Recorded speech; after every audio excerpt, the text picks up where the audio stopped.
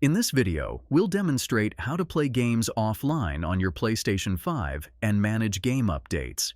But before we dive in, I'd like to invite you to hit that like button if you're excited to learn how to play games offline on your PS5 and share your thoughts in the comments below.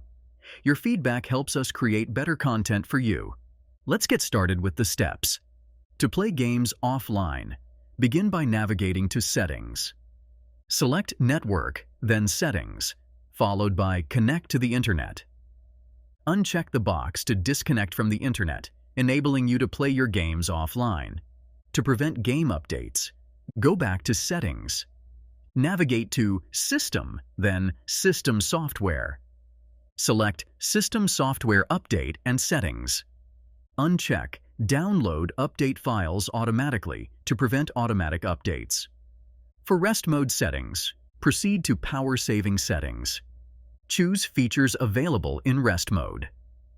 Uncheck Stay Connected to the Internet to prevent updates during rest mode.